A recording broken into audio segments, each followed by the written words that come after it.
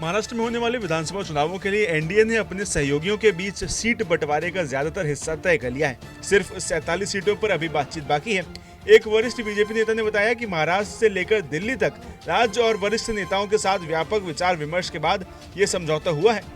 जानकारी के मुताबिक अभी भी 47 सीटें ऐसी हैं जहां गठबंधन के एक से ज्यादा दल दावा कर रहे हैं, लेकिन बीजेपी सूत्रों का कहना है कि इनमें से अधिकतर सीटें ऐसी हैं जहां मामला शिवसेना एकनाथ शिंदे और एनसीपी अजित पवार के बीच में है। ये दोनों दल इसे सुलझाने के लिए काम कर रहे हैं। वहीं इस समझौते के अनुसार 288 सीटों में से बीजेपी 140 से 150 सीटों पर चुनाव लड़ेगी, जबकि शिवसेना 80 से 90 सीटों पर और एनसीपी 40 से 50 सीटों पर चुनाव लड़ सकती है। बीजेपी राज्य के सभी क्षेत्रों में चुनाव लड़ेगी, जबकि अन्य दो सहयोगी अपने अपने प्रभाव क्षेत्रों में अधिक सीटों पर चुनाव लड़ सकते हैं। बेहतर तालमेल के लिए तीनों दलों ने बुधवार को प्रत्येक विधानसभा सीट पर एक समन्वयक नियुक्त किया है। बीजेपी ने विभिन्न राज्यों के नेताओं और कार्यकर्ताओं की एक टीम को क्षेत्रवार तैनात किया है। तेलंगाना और छत्तीसगढ़ के बीजेपी नेताओं को मराठवाड़ा क्षेत्र की 46 विधानसभा सीटों का प्रभारी नियुक्त किया गया है। इसी तरह मध्य प्रदेश के नेताओं को विदर्भ क्षेत्र की 62 सीटों पर तैनात किया गया है। साथ ही कर्नाटक के 58 नेताओं और बीजेपी पदाधिकारियों के एक समूह को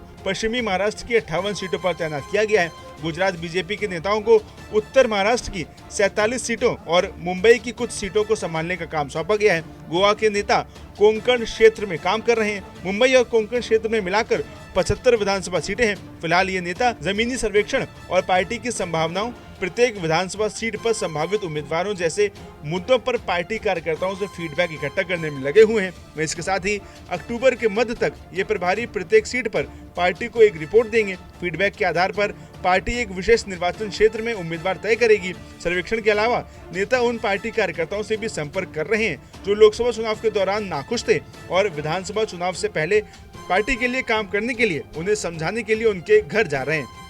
वहीं इसके साथ एक वरिष्ठ बीजेपी नेता ने बताया कि महाराष्ट्र से लेकर दिल्ली तक राज्य और वरिष्ठ नेताओं के साथ व्यापक विचार विमर्श के बाद एक समझौता हुआ है।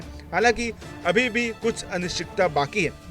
मैं आपको बता दें कि महाराष्ट्र सरकार की कैबिनेट बैठक कल मुंबई के सह्याद्री गेस्ट हाउस में हुई थी, जिसमें कई महत्वपूर्ण फैसले लिए गए। वहीं इस दौरान अजित पवार भी कैबिनेट में मौजूद थे, लेकिन थोड़ी देर बाद बैठक से अजित पवार बाहर निकल गए और रतन टाटा के अंतिम दर्शन करने एनसीपीए लॉन्च जा पहुंचे। वहीं सीएम एकनाथ शिंदे और डिप्टी सीएम देवेंद्र फडणवीस इस बैठक में पूरे समय मौजूद थे, लेकिन अजित पवार के अचानक बाहर निकलने के बाद ये खबर आई कि आखिर क्या वो नाराज हैं। लेकिन एनसीपी कोटे के बाकी मंत्री मौजूद थे। ऐसे में एनसीपी अजित गुट का कहना है कि नाराजगी का सवाल ही नहीं है। दादा परसों की रात ब्रिज कैंटीन नहीं जा पाए थे, इसलिए जब बॉडी रतन टाटा की नरीमन पॉइंट स्थित एनसीपीए लाया गया तो वो सबसे पहले वहां पहुंचने वाले लोगों में से एक थे। दरअसल बुधवार रात रतन टाटा का निधन हो गया था। मुंबई के ब्रिज कैंडी अस्पताल में उन्होंने 46 साल की उम्र में अंतिम सांस ली थी।